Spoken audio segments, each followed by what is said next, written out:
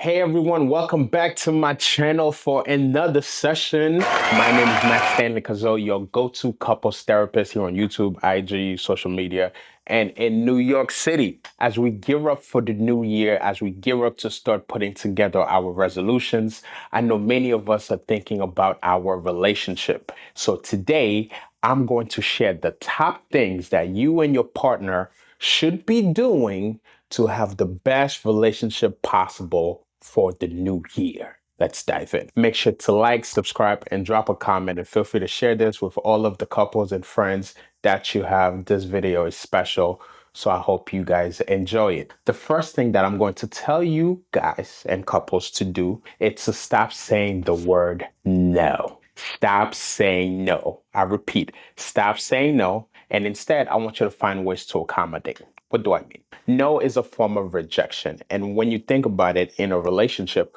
we should really try our best to remove the sense or the feeling of being rejected by our partner. And that applies to everything. That applies to intimacy, that applies to quality time, that applies to household tasks, that applies to parenting, that applies to everything.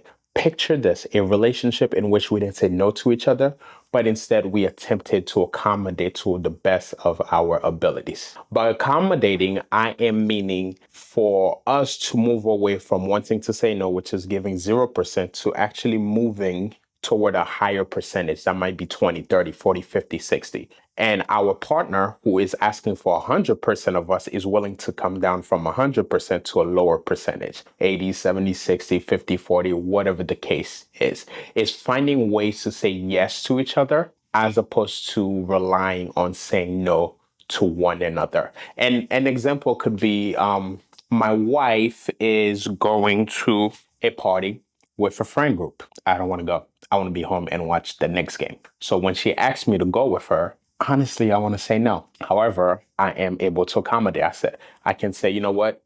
This is not really my scene. I was looking forward to staying home and watching the game tonight. However, I am willing to accommodate. So instead of me going for the duration of the event, how about I go with you for 2 hours, be the best partner for those 2 hours, and then once that's done, I am free to leave. So I am also asking for her to be willing to accept me being present for 2 hours as opposed to the duration of the event. Right. So she's coming away from 100% to accepting a lower percentage, and I'm moving away from wanting to give 0% to giving a higher percentage. And during those 2 hours, I will be the best partner possible. I will have fun with you. I will be right by your side, whatever is needed.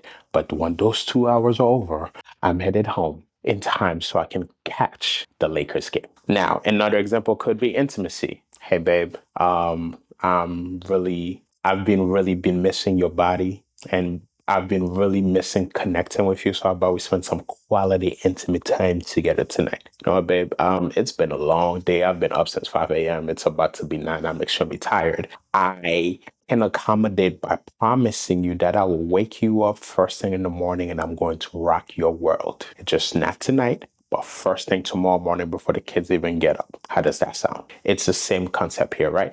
This approach keeps the conversation open and shows that you value your partner's desire. It's the small shifts like this that can build trust and harmony in the long term. Okay. Now, I want to go to the next one, which is practice the 6-second kiss. If you've worked with me, if you've ever experienced me at an event, if you ever attended any of my workshops, or if you watched any podcasts that I've been on, I've always discussed the concept of the 6-second kiss. This isn't your standard average kiss. When you think about it, a lot of couples, they just kiss each other when they're leaving or when they come home. There's no thought behind it. There's no mindfulness behind it. They're just on autopilot. It's just what we do. A 6-second kiss is intentional. It's intimate and says, I'm here with you. I'm thinking of you. I want to kiss you. I am connecting with you.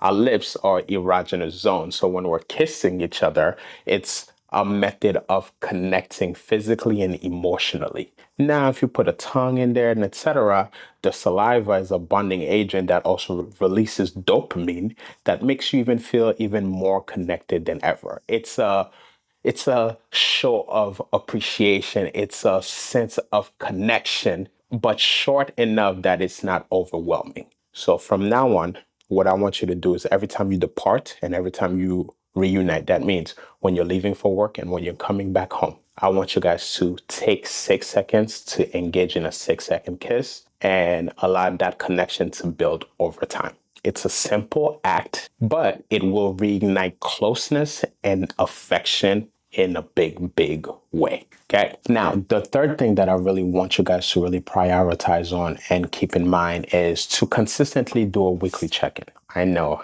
another must do. But the truth is, life gets busy, and sometimes there's important conversations that need to be taking place that we are not given the time to. And on average, couples that have children only spend 10% of their time together.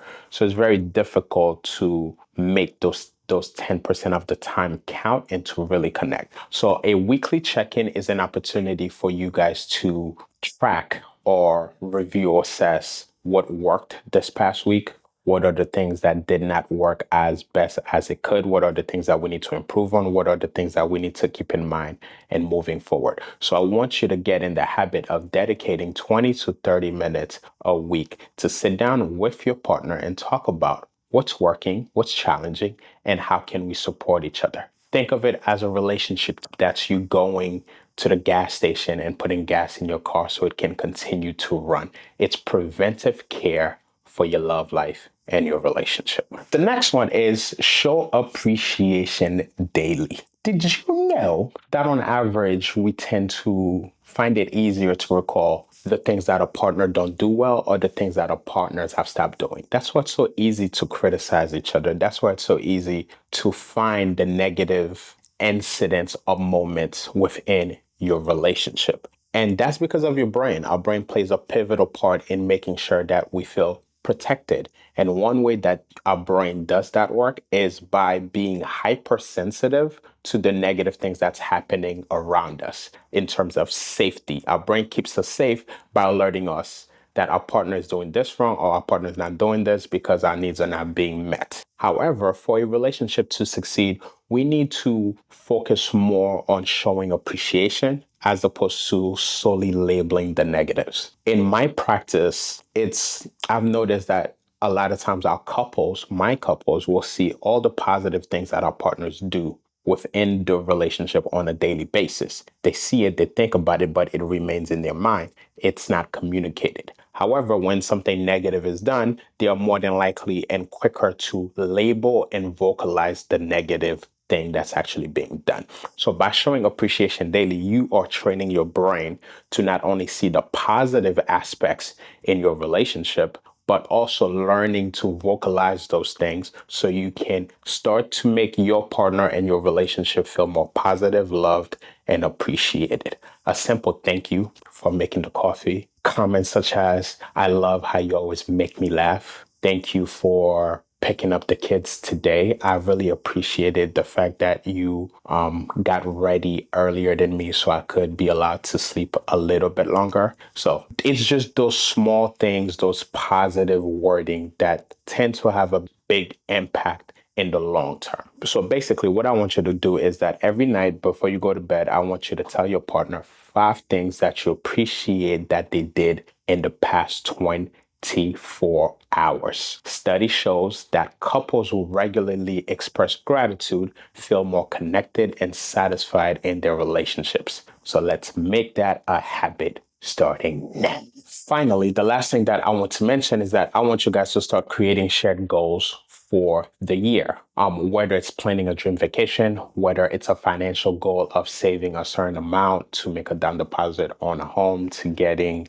a brand new car, or simply committing to more quality time and more lovemaking, whatever the case may be. Having a common goal gives you something to look forward to. It promotes more collaboration and more teamwork. And it's about building a shared vision for your future.